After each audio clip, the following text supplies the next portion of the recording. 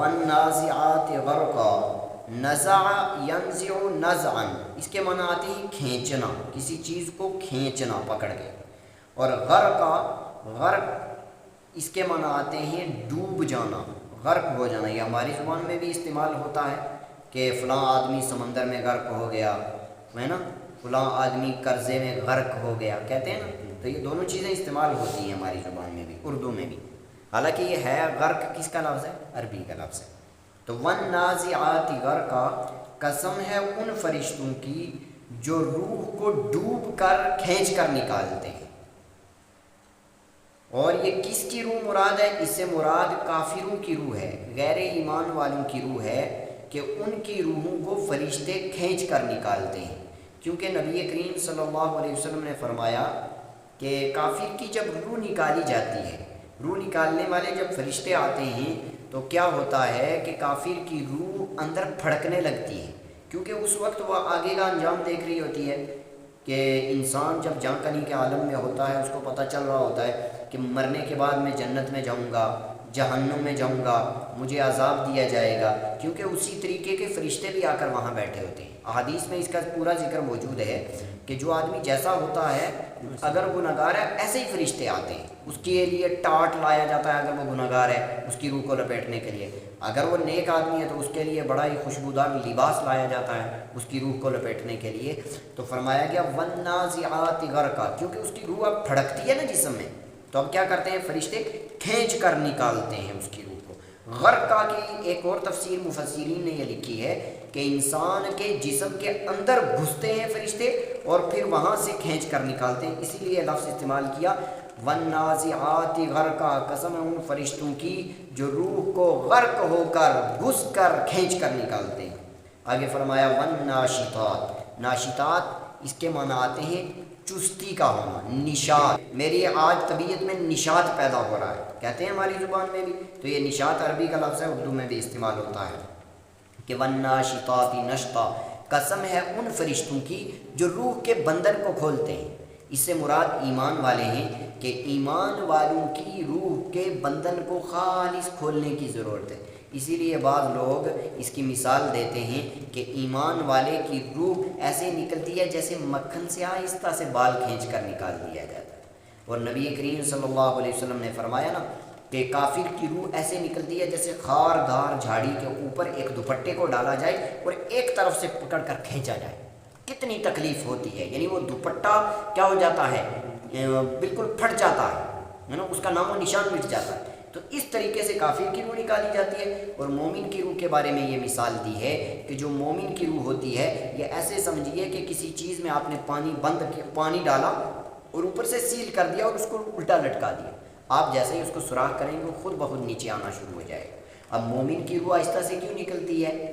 اس کی وجہ یہ ہے کہ جب انسان جاں کنی کے عالم میں ہے، وہ آگے کا نظام دیکھ رہا ہے، اور مومن کو پتہ ہے مجھے جنت میں جانا ہے، تو اب وہ قید میں نہیں رہنا چاہتا، کیونکہ نبی کریم صلی اللہ علیہ وسلم نے فرمایا الدنیا سجن المومن و جنت الکافر، دنیا مومن کو قید خانہ لگتی ہے اور کافر کو جنت لگتی ہے، لیکن لگتی کب ہے؟ جب انسان مرنے لگتا ہے، کیونکہ کافر کو اپنی یہ جو دنیاوی زندگی ہے وہ اچھی لگنے لگتی ہے کہ وہ تو اچھی تھی، اب میں عذاب میں جا رہا ہوں، اور مومن جب مرنے لگتا ہے تو اس وقت کیا لگتا ہے اس کو کہ اپنی پوری زندگی کی تکلیفیں اس کو سامنے ہوتی ہیں کہ یہ جو سب تکلیفیں تھیں یہ بیکار زندگی تھی، اب آنے والی زندگی کیا ہے؟ ہمیشہ ہمیشہ کی کامیابی ہے، جو چاہوں گا کروں گا، جو چاہوں گا کھاؤں گا اور جو چاہوں گا پیوں گا۔ اللہ تبارک و تعالیٰ نے اسی لیے فرمایا نا کہ انسان جنت میں جو مانگے گا اس کو ملے گا، تو اسی لیے اس کی روح پھڑکنے لگتی ہے کہ کب یہ فرشتے روح کے بندن کو کھولیں اور میں اندر سے باہر نکل جاؤں۔ اسی لیے فرمایا قسم ہے ان فرشتوں کی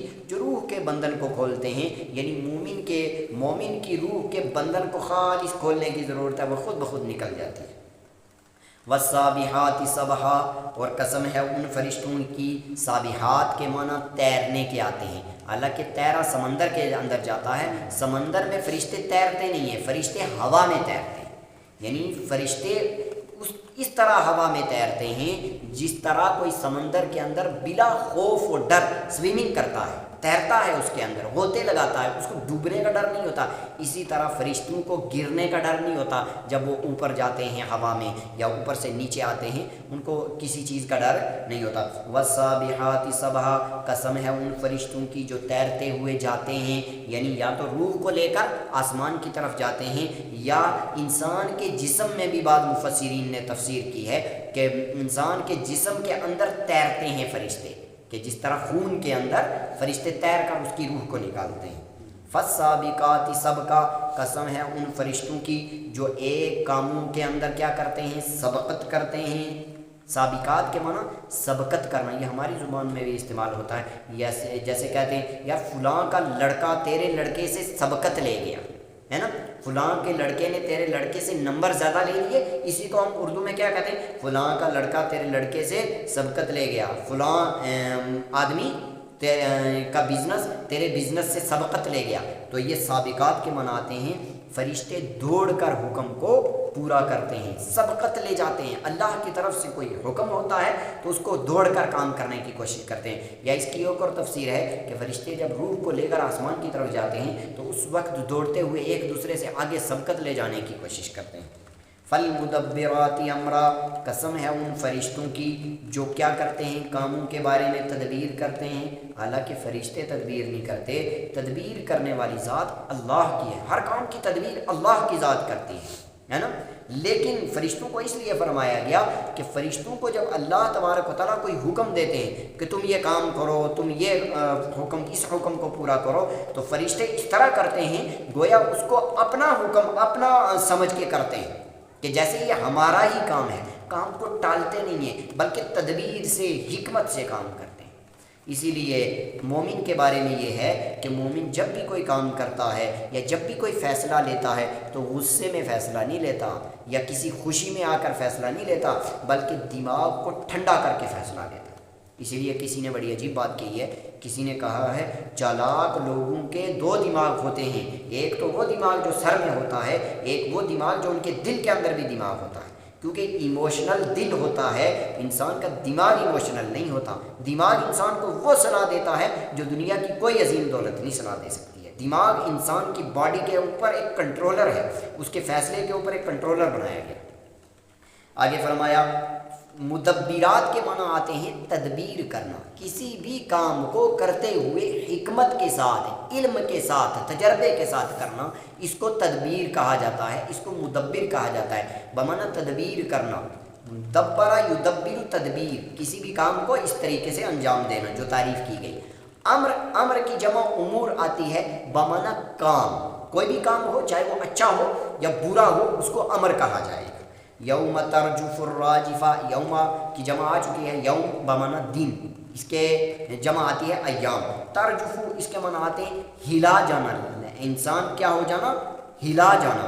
یوم ترجف الراجفہ، وہ دن ہوگا ترجف الراجفہ جس دن ہلا دینے والی ہلا ڈالے گی۔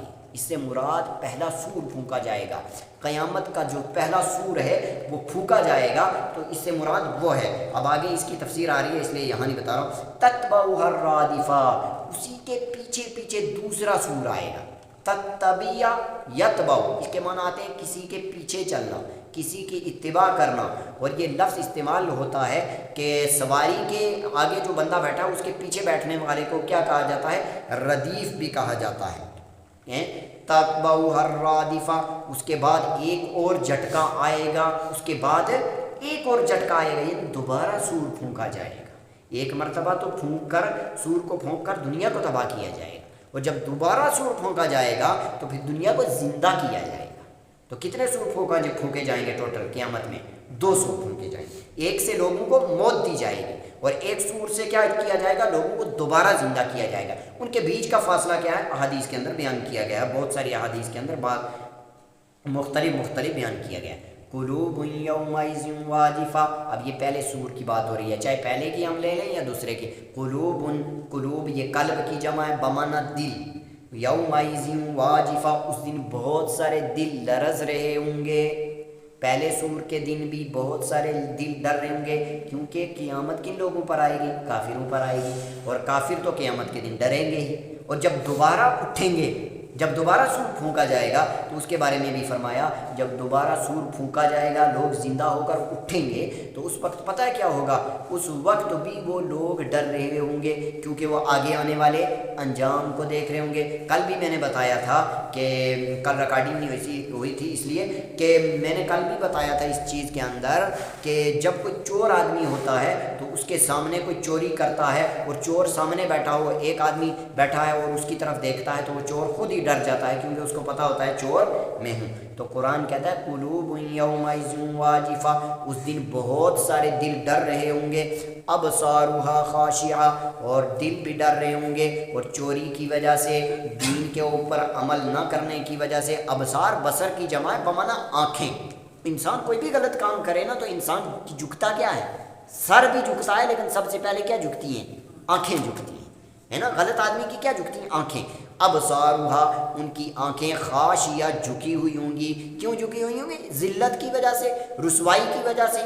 تو اس لیے انسان کو چاہیے کل قیامت کے دن آنکھیں جھکنے سے پہلے دنیا کے اندر، کل قیامت کے دن اگر نہیں جھکنا چاہتا تو دنیا کے اندر کیا کر لے؟